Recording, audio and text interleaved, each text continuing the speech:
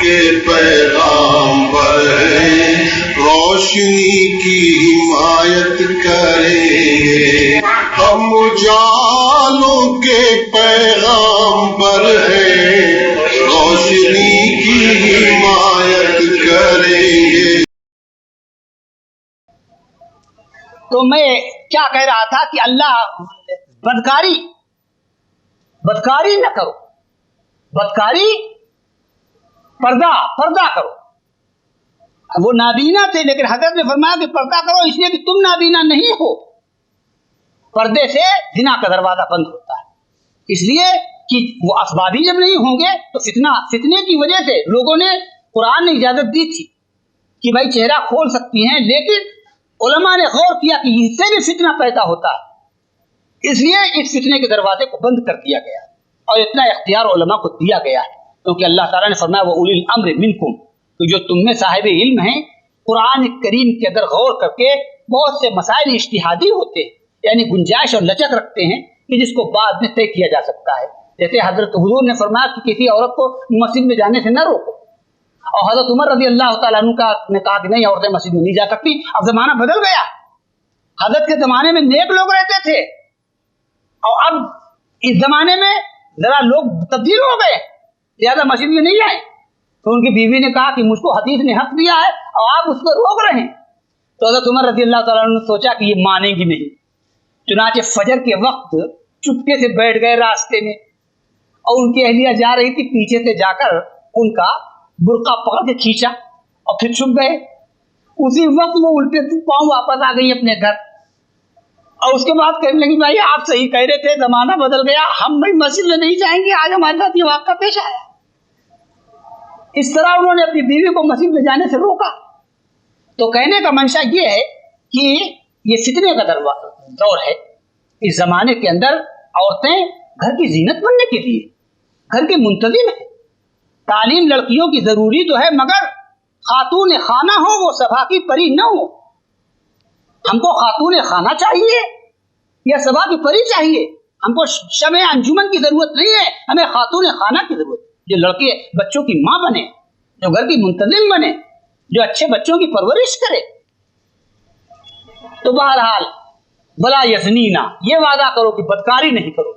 ہاتھ کی بدکاری، زبان کی بدکاری، آنکھ کی بدکاری، یہ بھی بدکاری، پھر آدمی حقیقی بدکاری میں مبتلا ہو جاتا ہے. ولا یسرقنا، اور یہ وعدہ کرو کہ چوری نہیں کرو گی. رسول اللہ صلی اللہ علیہ وسلم نے فرمایا کہ چوری ایک تو یہ بھی ہے کہ ضرورت سے زیادہ شوہر کا مال بغیر اس کی اجازت کے لے لیا جائے، یہ بھی چوری. حضرت نے فرمایا بڑا چور کون ہے؟ صحابہ سے پوچھا تو صحابہ نے فرمایا کہ جو درہم و دینار کی چوری کرے. آپ نے فرمایا نہیں، بڑا چور وہ ہے جو نماز میں چوری کرتا ہے، یعنی جتنی دیر تک کھڑا ہونا چاہیے اتنی دیر تک کھڑا نہیں رہتا، جتنی دیر تک اس کو رکوع کرنا چاہیے اتنی دیر تک رکوع نہیں کرتا، جتنی دیر تک اس کو سجدہ کرنا چاہیے اتنی دیر تک سجدہ نہیں کرتا. ایک صحابی آئے، انہوں نے نماز پڑھی اور نماز پڑھنے کے بعد حضرت کو سلام عرض کیا، تو حضرت نے سلام کا جواب دیا، فرمایا صلی فإنک لم تصلی، کہ نماز پڑھو، تم نے نماز نہیں پڑھی. تو اس نے کہا پھر جا کر نماز پڑھی، اور اس کے بعد پھر اس نے سلام کیا، تو پھر آپ نے فرمایا صلی فإنک لم تصلی، نماز پڑھو، تم نے نماز نہیں پڑھی. تو پھر انہوں نے نماز پڑھی، اس کے بعد پھر حضرت کو سلام کیا، تو پھر حضرت نے فرمایا صلی فإنک لم تصلی، نماز پڑھو، تم نے نماز نہیں پڑھی. تو انہوں نے کہا والذی بعثک بالحق، قسم ہے اس ذات کی کہ جس نے آپ کو نبی برحق بنا کر بھیجا، اس سے اچھی میں نماز پڑھنا نہیں جانتا. تو آپ نے فرمایا کہ بھائی جب کھڑے ہو تو اطمینان کے ساتھ کھڑے ہو، اور جب رکوع میں جاؤ تو اطمینان کے ساتھ رکوع میں جاؤ، اور جب سجدہ کرو تو اطمینان کے ساتھ سجدہ کرو. یہ ہے نماز پڑھنا.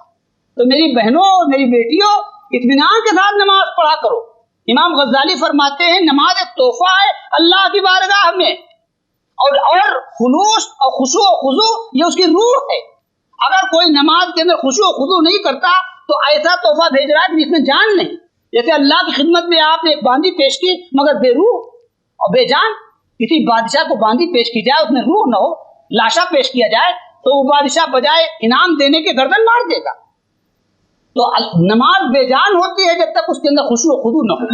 تو چوری نہیں کرو گی، یہ وعدہ کرو. ولا یقتلن اولادہن، اور یہ وعدہ کرو کہ اپنی اولاد کو قتل نہیں کرو گی. آج اللہ کا فضل ہے کہ اولاد کو قتل تو نہیں کرتی عورتیں، لیکن ایک قتل اولاد کا اور بھی ہے. وہ یہ ہے کہ تعلیم دلوائی جا سکتی ہے بچوں کو لیکن ان کو تعلیم نہ دلوائی جائے، یہ بھی قتل ہے اولاد۔ ایک خودکشی جو ہمارے بچے کر رہے ہیں، خودکشی آپ جانتے ہیں وقت کو ضائع کرنا بھی خودکشی کرنا۔ اس ایک وقت ہے، اس وقت میں آپ بڑے تاجر بن سکتے، ایک سال ایسا چانس آپ کو ملا کہ آپ انجینئر بن سکتے تھے، ایسا موقع ملا کہ آپ ڈاکٹر بن سکتے تھے، اور اس موقع کو آپ نے ضائع کر دیا، اور آپ انجینئر نہیں بن سکے، اور ڈاکٹر نہیں بن سکے، اور عالم نہیں بن سکے، اور مفتی نہیں بن سکے، اور تاجر نہیں بن سکے، تو آپ نے خودکشی کی۔ یہ خودکشی یہ بھی وقت کو ضائع کرنا۔ تو اپنے بچوں کو جاہل رکھنا، جہالت کو قرآن نے موت کہا اور تعلیم کو زندگی کہا۔ اومن کان میتا فاحییناہ، اس کی تفسیر علماء نے کی ہے اومن کان جاہلا فعلمناہ، کیا وہ جو مردہ تھا ہم نے اس کو زندگی عطا کی، یعنی کیا وہ جو جاہل تھا ہم نے اس کو علم عطا کیا۔ قرآن نے کتنی جگہ کہا ہے کہ کیا تاریکی اور روشنی برابر ہو سکتی ہے، کیا دھوپ اور سایہ برابر ہو سکتا ہے، کیا نور اور ظلمت برابر ہو سکتی ہے، کیا موت اور حیات برابر ہو؟ اگر موت اور حیات یکساں نہیں ہو سکتی، اگر ظلمت اور نور یکساں نہیں ہو سکتا، تو علم اور جہالت یکساں نہیں ہو سکتی۔ تو میری بہنوں، بچوں کو جاہل رکھنا یہ بھی قتل کرنا ہے۔ تہیا کرو کہ ایک وقت کا فاقہ کرو گی اور ایک وقت کھاؤ گی اور موٹے چھوٹے کپڑے پہنو گی، لیکن بچوں کو تعلیم ضرور دلواؤ گی۔ حضرت زیاد ابن حارث صحابی تھے، ان کا غلام تھا عبد الرحمن فروخ، تو بڑا بہادر تھا۔ تو حضرت زیاد ابن حارث نے یہ نظر مانی، یہ شاید حضرت عثمان رضی اللہ عنہ کے زمانے کا واقعہ ہے، حضرت علی کے زمانے کا واقعہ ہے، حضرت علی کے زمانے کا واقعہ ہے، حضرت علی یا حضرت امیر معاویہ اسی زمانے کا واقعہ ہے۔ انہوں نے نظر مانی کہ اگر دریائے جیہون، یہ جو خراسان کے پاس دریائے جیہون ہے، اگر اس کو ہم نے پار کر لیا تو بس سمجھ لو کہ ہم نے اپنی زندگی، ہماری زندگی کامیاب ہو گئی۔ صحابہ کو ایک زمانے میں ملکوں کو فتح کرنے کا بڑا جوش تھا کہ زیادہ سے زیادہ علاقہ اسلام کے اندر داخل ہو جائے، اور ایک بڑے عالم تھے دیوبند میں، وہ کہا کرتے تھے کہ صحابہ کے زمانے میں جو علاقہ فتح ہوا، اس میں جو مسلمانوں کا حال ہے وہ اس علاقے میں نہیں ہے جو ان کے بعد فتح ہوا۔ صحابہ کی فتح میں عجیب بات تھی، وہ جاتے تھے تہذیب بدل کے رکھتے تھے، زبان بدل کے رکھ دیتے تھے۔ انگریزوں نے اتنے دنوں تک حکومت کی، لیکن کسی کا مذہب نہیں بدل پائے، کسی کی ثقافت نہیں بدل پائے، کسی کی تہذیب نہیں بدل پائے۔ یہ آپ کے اندر ایسا جادو تھا کہ آپ ہندوستان میں گئے تو آدھی قوم آپ نے مسلمان چھوڑی، اور انگریز جب گیا سر پہ پیر رکھ کے بھاگا تو کوئی اس کا نہ نام لیوا نہ پانی دیوا تھا۔ آپ کے اثرات میں ان کے اثرات میں یہ فرق۔ تو بہرحال انہوں نے کہا کہ دریائے جیہون، اس کے بعد ترکی کا علاقہ شروع ہوتا ہے، اگر یہ میں فتح کر لیا تو میری گویا زندگی کی جو آرزو تھی وہ پوری ہو جائے گی۔ تو اللہ نے فتح کر دیا، اب ترکی کی سرحد میں گویا قدم رکھ دیا۔ تو وہاں جا کر سب پورے لشکر کو حکم دیا کہ بھائی 2 رکعت نماز پڑھو اور سجدہ شکر ادا کرو۔ تو 2 رکعت نماز پڑھ کے شکرانہ، اس کے بعد انعام تقسیم کرنے پر آئے تو خوب انعام دیا۔ تو جو ان کا غلام تھا عبد الرحمن فروخ، اس نے چونکہ بڑے تلوار کے جوہر دکھائے تھے تو اس کو 30,000 اشرفیاں انعام ملے۔ یہ لو 30,000 اشرفیاں، اور اب تم کو غلام نہیں رکھا جاتا، جاؤ میں نے تم کو آزاد کیا۔ اتنے کارنامے انجام دینے والا آدمی، اس کے سلے میں نے تم کو یہ اشرفیاں دی اور تم کو آزادی بخشی۔ لیکن اس نے کہا کہ ایسا آقا کہاں مل سکتا ہے؟ اسیرت نہ خواہد رہائی زبن، شکارت نہ خواہد خلاصت کمن۔ کچھ لوگ ایسے ہوتے ہیں کہ آدمی چاہتا ہے کہ ان کا شکار ہو جائے، وہ چھوڑے نہیں، اور وہ اپنی قید میں رکھے، ان کی رہائی نہیں پسند کرتا۔ تو جب تک حضرت زیاد ابن حارث زندہ رہے وہ انہی کے ساتھ ہی رہے، جنگ میں 2 سال تک حضرت زندہ رہے۔ اس کے بعد 2 سال کے بعد حضرت کا انتقال ہو گیا، حضرت زیاد ابن حارث کا۔ اسی علاقے میں حضرت کی قبر ہے۔ تو عبد الرحمن فروخ نے کہا کہ اب بھائی جی نہیں لگتا، تو اب وہاں سے لوٹ آئے۔ تو خیال کیا کہ کہیں چل کے بس جانا چاہیے، تو مدینہ منورہ کا انتخاب کیا کہ حضرت کی سرزمین میں بس۔ تو اب 30,000 اشرفیاں سونے کے سکے تھے، عمدہ جگہ پر مکان لیا اور ایک عمدہ خاتون سے نکاح کیا، میاں بیوی رہنے لگے۔ 30 سال کی عمر تھی ان کی۔ ایک دن مسجد نبوی میں امام صاحب نے کہا کہ فلاں سرحد پر مجاہدین کی ضرورت ہے، تو بتاؤ کون کون آدمی نام لکھواتا ہے؟ تو آپ کو معلوم ہے کہ اگر کہیں کشتی اور دنگل ہو تو جو پہلوانی کر چکا ہے اس کے جسم میں ایک عجیب طرح کی ارمان چٹکیاں لینے لگتی ہیں کہ میں بھی کشتی لڑوں۔ तो वो तो नेज़े पे नेज़ा चलाना और तलवार पे तलवार चलाना ये सब मंजर देख चुके थे, उनको याद भी आता था। और ये आराम की जिंदगी उनको पसंद नहीं थी। गुजर औकात कर लेता है वो कोहो बयाबा पर कि शाही के लिए दिल्लत है कारे आशियां बंदी। तो उन्हें वो जमाना याद आता था। इमाम साहब बहाना बन गए। उन्होंने सबसे पहले कहा मेरा नाम लिखिए, सरहद पर मैं जाऊंगा लड़ने के लिए, नाम लिखवा दिया। उसके बाद बीवी से आके बताया कि भाई मैं तो जा रहा हूं सरहद इस्लाम पर जंग के लिए। तो बीवी ने कहा वलिमन तत्रुकुनी वहादल जनीन, आप तो जा रहे हैं और मुझे और ये जो मेरे पेट में बच्चा है इसको किस पे छोड़े जा रहे हैं? इसको किस पे छोड़े जा रहे हैं? मैं इस नाजुक हालत में हूं कि हमल से हूं, मेरे पेट में बच्चा है और आपका कोई खानदान यहाँ नहीं है, किस पे छोड़े जा रहे हैं? तो उन्होंने जवाब दिया आतरुकुनी लिल्लाहि व लिरसूली, अल्लाह और उसके रसूल पे छोड़े जा रहे हैं। जैसे हजरत इब्राहिम हजरत हाजरा को छोड़ गए थे, ऐसे अल्लाह तुम्हारा ख्याल रखेगा और तुमको गम की चीज था। ये 30,000 रुपए लो और जो जरूरत होगी उसमें खर्च करना। दे दिया। उसके बाद चले गए। 1 साल गुजरा, 2 साल, मेरी बहनें तवज्जो से सुने, 1 साल गुजरा, 2 साल गुजरे, जब 4-6 साल गुजरे न कोई खबर आई न वो खुद आए, तो अब तरह तरह के ख्यालात दिल में आने लगे।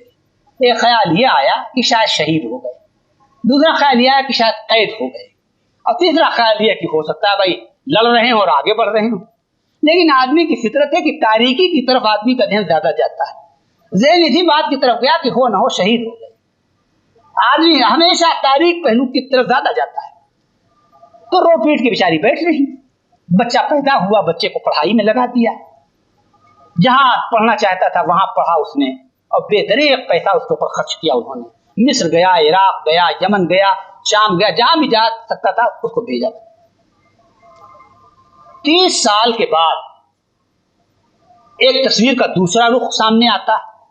एक बड़े मियां मदीने के अंदर दाखिल होते हैं, 60 साल की उम्र में, और नेजा उनके हाथ में और तलवार लटक रही है, और अपना मकान ढूंढ रहे हैं। ईशा के बाद, ईशा की नमाज हो चुकी तो मदीना बदल चुका था। 30 साल में तो मदीना काफी बदल चुका था। 30 साल की उम्र में गए थे और 30 साल रहे, 30 साल के बाद लौटे तो अब अपने मकान ही का पता नहीं चल रहा। बड़ी देर तक खोज किया, इधर इस रास्ते गए और उस रास्ते गए। एक जगह पर दरवाजे खुले हुए थे एक मकान के, वहां पर खड़े हो गए, कहा हो ना हो यही मेरा मकान। और फिर उन्होंने नेज़े की अनी से, एक दरवाजा बंद था, एक पट खुला हुआ था, तो एक पट को नेज़े की अनी से मारा तो फट से वो खुला और अंदर दाखिल हो गए। जब अंदर दाखिल हुए तो एक 30 साल का करियल नौजवान आया और उसने हाथ गट्टा पकड़ लिया और कहा या अदू अल्लाह तदखुलू बैतना बगैर इज़्न, या अल्लाह के दुश्मन हमारे घर में बिना इजाजत दाखिल हो रहा। तो उन्होंने कहा है तुम्हारा घर, ये तो मेरा घर है। तो उसने कहा तुम्हारा घर कहते, मैं शुरू से पैदा हुआ मैं इसी घर में हूं, ये मेरा घर है और मेरी माँ का घर है, तुम्हारा घर कैसे? बहरहाल वो कहते थे मेरा घर है, वो ये कहते थे मेरा घर है। तो जो मशहूर है कि खुदाई पंच यानी महल्ले के लोग वो इकट्ठे हो गए। और फिर बेटा बड़ा नामवर था, वो नौजवान 30 साल का जो था वो बड़ा नामवर था, इसलिए लोग इकट्ठे हो गए और उन्होंने समझाया बुझाया कि भाई देखिए आप सुबह होने दीजिए, सुबह फैसला कर लीजिए, चलिए बड़े मियाँ आप हमारे यहाँ ठहरिए चलकर, हमने तो जब से जाना है तो इन्हीं का मकान जाना है। बुजुर्गवार ये जो साहबजादे हैं, अगर आपका मकान है तो सुबह फैसला कर लीजिएगा और जब तक हमारा मकान हाजिर है। तो कहने लगे अरे इस महल्ले में कोई ऐसा नहीं है जो अब्दुल रहमान फर्रुख को जानता हो, क्या उन लोगों को मालूम है कि फर्रुख के पैसों से ये मकान खरीदा गया है? तो बाला खाने में उनकी बूढ़ी बेवा जो है, उनकी बीवी और बीवी सो रही थी, उनकी आंख खुल गई जब अब्दुल रहमान फर्रुख का नाम सुना और खिड़की से उन्होंने झांका तो कल्ले ठल्ले से पहचान गई, ये तो मेरा शौहर है जो 30 साल के बाद लौटा है। तो उन्होंने पड़ोसियों से कहा कि इन शरीफू या कौम बारकल्लाहु अलैकुम, भाइयों जाओ अल्लाह आपको बरकत से नवाजे, आपने खैर खाही की, आप तशरीफ ले जाइए। और उसके बाद अपने बेटे से कहा हज़ारे या रबिया देखो इन्नहु अबू का, तुम्हारे ये जिनका गिरेबान तुमने पकड़ रखा है तुम्हारे अब्बा जान। और उधर शौहर ने कहा हज़ारे या अब्दुल रहमान इन्नहु वलदुका व फिल्दतु कबिदी का, अब्दुल रहमान तो ये तुम्हारा लख्त जिगर और नूर नजर बेटा है तुम्हारा, तुमने उसका गिरेबान पकड़ रखा है। तब दोनों बाप बेटे जब ये समझे कि बाप बेटे हैं तो खूब गले मिलके रोए। खैर ईशा के बाद काफी 1-8 घंटा तो इसी में लगा होगा اس کے بعد عبد الرحمن اپنی بیوی کے پاس آئے اور ان سے بتاتے رہے کہ میں فلاں سال فلاں سرحد پہ گیا اور فلاں سال فلاں سرحد پہ. بالے اتنی لمبی باتیں تھی کہ اسی میں فجر کی اذان ہو گئی. تو عبد الرحمن نے کہا جو پیسے میں دے کے گیا تھا اس میں جو بچے ہوں وہ لاؤ, تو کچھ 3-4 ہزار روپے میرے پاس اور ہیں وہ بھی اسی میں شامل کر دیں, پھر کوئی جائیداد لے لیں گے تو اس میں بڑھاپا بسر ہو جائے گا. تو بیوی کو یہی فکر تھی کہ یہ پیسوں کا حساب کریں گے, اور لڑکا حاتم طائی سے زیادہ سخی تھا اور بے دریغ میں نے اس کی تعلیم پہ صرف کیا, تو میں کیا حساب دوں گی. لیکن تھی بڑی سمجھدار. انہوں نے کہا اذان ہو گئی ہے اور جلدی اذان کے بعد فوراً نماز ہو جاتی ہے, آپ جلدی جائیے اور آپ آئیے, آپ کے پیسے بہت صحیح جگہ پر رکھے ہوئے ہیں, اطمینان سے آپ کو سب پیسے کا حساب مل جائے گا, آپ جائیے نماز پڑھیے جا کر. تو انہوں نے کہا ربیہ کہاں ہے؟ کہا ربیہ تو پہلے چلے گئے, وہ تو اذان ان کی مسجد میں ہوتی ہے اور میرا خیال ہے کہ آپ جماعت نہیں پائیں گے. خیر گئے, انہوں نے جا کے نماز پڑھی. نماز کے بعد روضہ اقدس کے اوپر صلاۃ و سلام کے لیے حاضر ہوئے. صلاۃ و سلام پڑھنے کے بعد شاہ ریاض الجنہ کے ٹکڑے میں 2 رکعت نماز پڑھ لی. نماز جب پڑھے تو دیکھا کہ پوری مسجد میں اندھیرا چھا گیا, یعنی ہزاروں آدمی سب جمع ہو گئے اور ایک آدمی بیچ میں بلبلے ہزار داستان کی طرح چہک رہا. تو پہچان نہیں پائے اس لیے کہ امامے میں اور ابا میں اور قبا میں تھے. وہ حدیث پڑھا رہے تھے اور شہزادے اور نوابزادے اور امیرزادے وہ سب ان کی باتوں کو اس طرح لکھ رہے تھے جیسے موتی ٹانکے جاتے ہیں, سب گوش بر آواز, یعنی کان ان کے انہی کی آواز پر. تو منہ میں پانی آ گیا کہ یہ اس کو کہتے ہیں عظمت, کہ بڑے بڑے شہزادے اور نوابزادے دیکھیے کہ کلمے کا انتظار کر رہے ہیں اور موتی کی طرح ٹانک رہے ہیں. اور میں 30 سال تک رہا اور ہر سال میں ایک شہر میں نے فتح کیا, 30 شہر فتح کر کے آیا, اور کوئی مجھے کس نہیں پرسد کہ بھیا کون ہو, کوئی کسی نے یہ بھی نہیں پوچھا کہ آپ کون ہیں.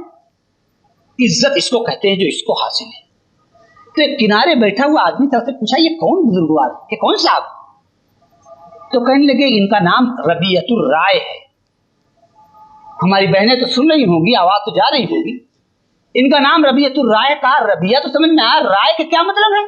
کہا رائے کا مطلب یہ کہ قرآن و حدیث میں اگر کوئی مسئلہ نہیں ملتا ہے تو ان کی رائے کے اوپر عمل کیا جاتا ہے, کیونکہ یہ قرآن و حدیث سے اس مسئلے کو نکال کر بتاتے ہیں اور لوگ اس پر اطمینان کر لیتے ہیں, اس لیے ان کو ربیعۃ الرائے کہتے ہیں. کہا یہ تو مقام کسی بادشاہ کو بھی حاصل نہیں, تو بہت اونچا مقام. کہا ذرا ان کا کوئی نسب وسب بیان کیجیے. تو کہا ان کے والد کا نام عبد الرحمن ہے. اب بھی نہیں سمجھ میں آیا. کہا کون عبد الرحمن؟ کہا یہ تم کیا پوچھ رہے ہو, کیا تم مدینے میں نہیں رہتے ہو؟ مدینے میں کون آدمی ایسا ہے کہ جو رہتا ہو اور ان کو نہ جانتا؟ کہا فرض کر لیجیے کہ میں مدینے میں نہیں رہتا, کچھ بتائیے. کہا کہ ان کے باپ کا نام عبد الرحمن فروخ ہے اور سنا ہے کل ہی پرسوں وہ آئے. بس اتنا کہنا تھا کہ اب ان سے برداشت نہ ہو سکا. رونا 10 قسم کا ہوتا ہے, ایک مسرت کا بھی رونا ہوتا ہے. علماء نے لکھا ہے کہ رونے کی 10 قسمیں, جیسے نوحہ کرنے والیاں بھی تو روتی ہیں جن کا پیشہ رونے کا ہوتا ہے, رونے کی بڑی قسمیں ہوتی ہیں. تو ایک مسرت کا رونا, خوشی کا رونا ہوتا ہے. ہمارے خوشی کی آنکھوں میں آنسو بھر آئے تو ضبط نہ ہو سکا اور جلدی سے جوتے اٹھائے اور بھاگ لیے کہ ابھی انہی کے سامنے رونے لگیں گے تو کہیں گے ماجرا کیا ہے. اور گھر آئے تو آنکھوں میں آنسو بھرے ہوئے. تو بیوی بڑی رحیم تھی, اس نے کہا ماں بھی کہا یا عبد الرحمن, عبد الرحمن کیا بات ہے؟ کہا ماں بھی شیئن, کوئی بات نہیں, خیر بفضل اللہ, اللہ کا فضل ہے, خیریت ہے, کوئی بات نہیں. کہ نہیں کوئی بات ضرور, کوئی بات. تو اس نے کہا لقد رفع اللہ ابنی, بات یہ کہ اللہ نے میرے بیٹے کو بڑا اونچا مقام عطا کیا, بڑا اونچا مقام عطا کیا. تو اب بیوی نے کہا ایہما احب الیک, کہ تمہاری نظر میں کون سی چیز زیادہ قیمتی ہے, 30,000 دینار او هذا المقام الذي وصل الیہ ابنک, 30,000 دینار زیادہ قیمت رکھتے ہیں یا وہ مقام جس مقام پر تمہارا بیٹا پہنچا ہے؟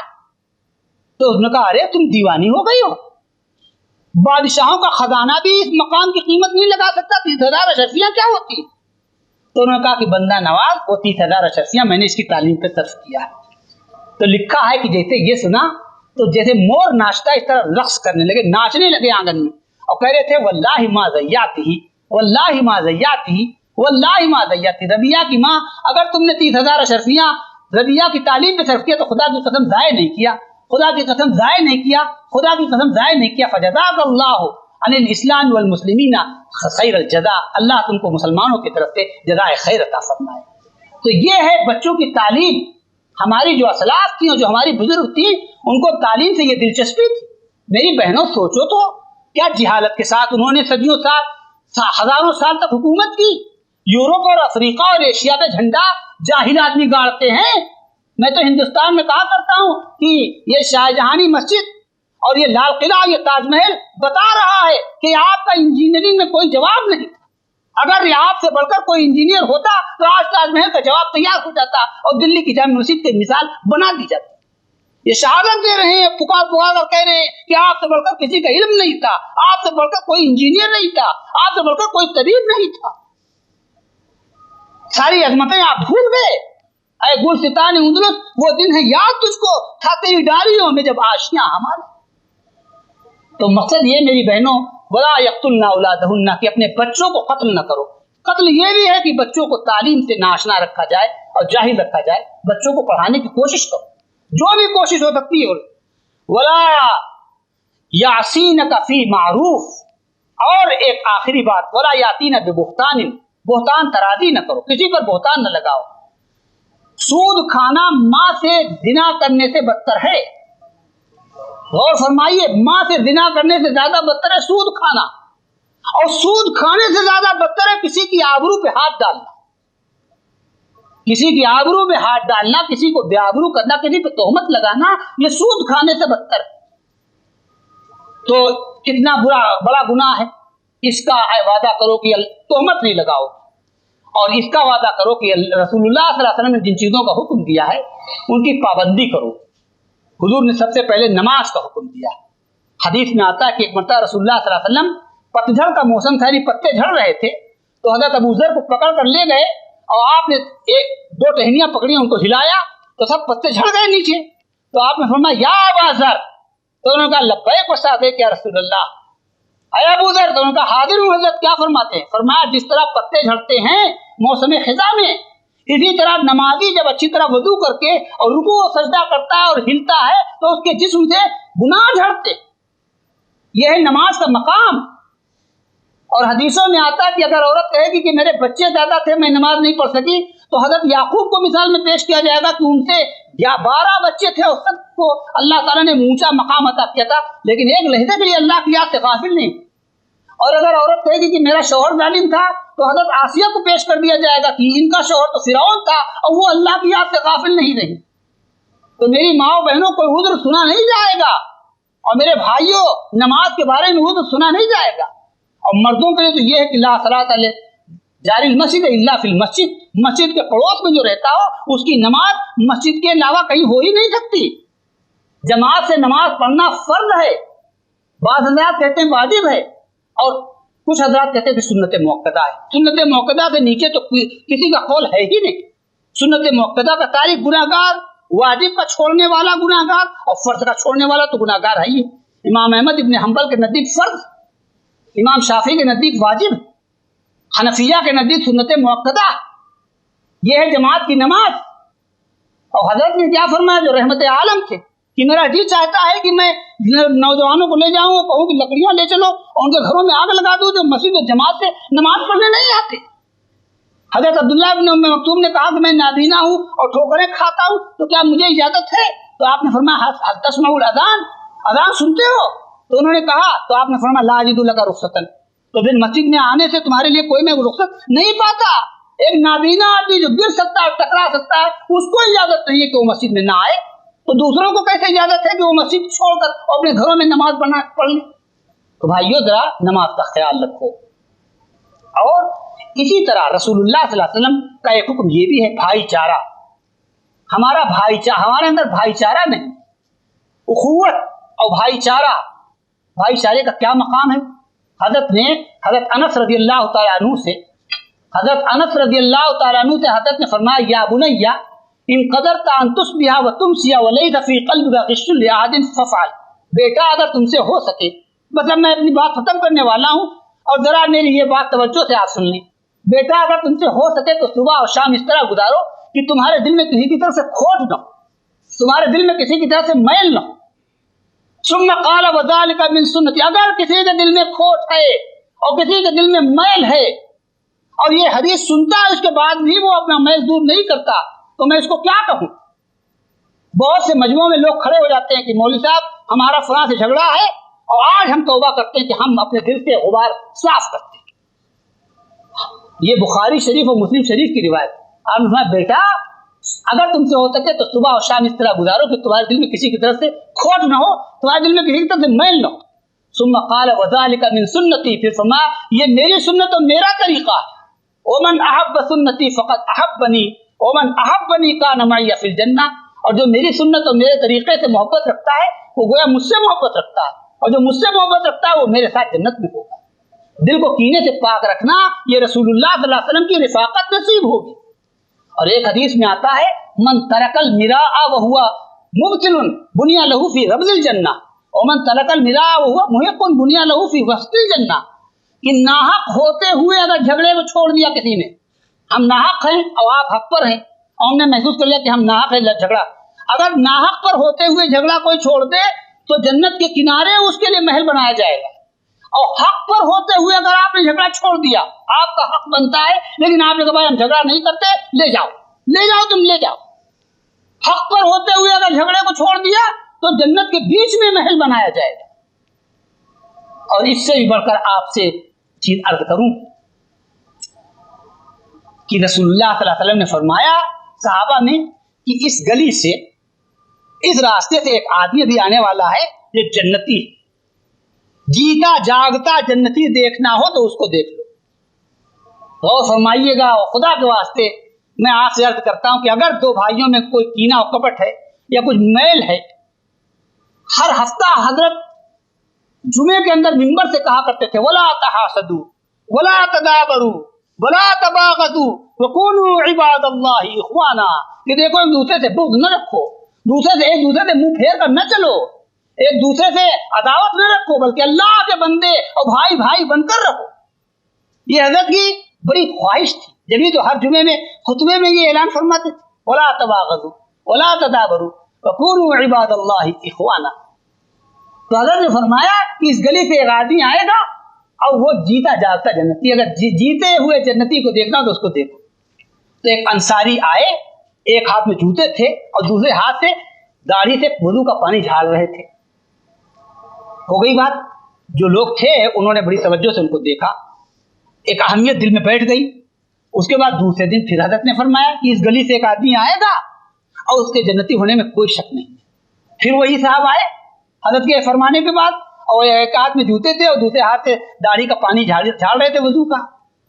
तीसरे दिन फिर हजरत ने फरमाया कि इस गली से एक आदमी आएगा और उसके जन्नती होने में कोई शक नहीं। तो फिर वही आए तीसरे दिन। तो और तो लोग अपने अपने काम में चले गए। हजरत अब्दुल्ला इब्न अम्र इब्न आस के बेटे अब्दुल्ला, ये बाप से भी अफजल है। कुछ सहाबी ऐसे हैं जो अपने बाप से अफजल है, बाप भी सहाबी बेटा भी सहाबी, लेकिन मकाम बेटे का अफजल। तो यहाँ हजरत अब्दुल्ला इब्न अम्र इब्न आस हजरत अम्र इब्न आस से अफजल। तो हजरत अब्दुल्ला इब्न अम्र इब्न आस ने उनका पीछा कर लिया। नमाज पढ़कर जब चले तो कहने लगे कि हजरत एक गुजारिश है। कहने लगे क्या?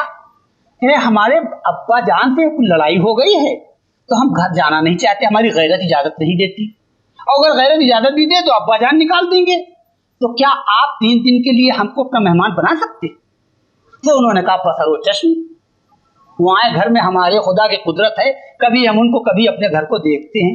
वाह वाह, आप चलिए, हम जो जिस लायक हैं हाजिर हैं। तो 3 दिन उनके साथ रहे, शब रोज उनका मामला देखा। न तहज्जुद के लिए वो उठे, गौर फरमाइएगा, न तहज्जुद के लिए उठे, न ज्यादा नफलें पड़ी, बस ये है फर्ज नमाज जमात से पढ़ लेते थे। तो ये भी है। तो कहने लगे 3 दिन तक मैंने शब रोज उनको देखा, कोई खास अमल नहीं पाया। उधर हजरत ने ये फरमाया कि ये जन्नती आदमी है, तो मेरी समझ में मुअम्मा आया नहीं। तो फिर जाने लगा मैं, तो मैंने कहा देखिए मेरे बाप से कोई झगड़ा नहीं था, माफ कीजिएगा, मैंने आपके साथ रहने का एक बहाना बनाया था, और हजरत ने आपके बारे में फरमाया कि आप ऐसे वैसे हैं, लेकिन आपके अंदर कोई अमल हमको तो नजर आया नहीं, इसलिए फर्ज नमाज आप भी पढ़ते हैं, हम भी पढ़ते हैं, न नफले हैं न तहज्जुद है। तो उन्होंने कहा हाँ भाई, अब ये तो हजरत ही से पूछो जाकर, मेरे अंदर तो कोई बात है नहीं। एक बात जरूर है, मेरे दिल में किसी की तरफ से खोट नहीं, फरमाया मेरे दिल में किसी की तरफ से मैल नहीं है, मेरे दिल में किसी की तरफ से, मेरा दिल आईना है सबकी तरफ से, मैं अपने दिल में किसी की तरफ से खोट और मैल नहीं पाता। कहा बस यही बुनियाद है जन्नत की। मबाश दर पे आदार हच ख्वाही कुन किधर शरीयत मा गैरती गुनाहे दे। दिल को आईने की तरह रखा, अंबिया का दिल आईने की तरह होता है। तो मेरे भाइयों, अगर दो भाइयों में कोई खोट हो तो अव्वल तो कोशिश करना चाहिए कि मेल करा दे। हजरत हसनुल बन्ना रहमतुल्लाह अलैह मिस्र के बहुत बड़े बुजुर्ग गुजरे हैं, और आज जो इनकलाब ममालिक इस्लामिया में आ रहा है ये उन्हीं की देन, हसनुल बन्ना। तो वो फरमाते कि मैं काहिरा की सड़क से गुजर रहा था तो देखा मैंने एक दुकान के ऊपर दो आदमी तू मैं हो रही है, यानी जोर जोर से बातें कर रहे हैं। तो वैसे जो हमदर्द होते हैं मुसलमानों के, उनको मुसलमानों की लड़ाई वैसे नहीं पसंद आती। तो हजरत ठहर गए, गौर से देखा तो दोनों हजरत के जानने वाले थे। हसनुल बन्ना ऐसे आदमी थे 1,00,000 आदमियों के नाम उनको याद थे और उनके नाम से उनको पुकारते थे। उनकी तहरीक थी इख्वानुल मुस्लिमीन, 1,00,000 आदमियों के नाम से उनको पुकारते थे। इतना बड़ा इंसान था, बहुत बड़ा इंसान था।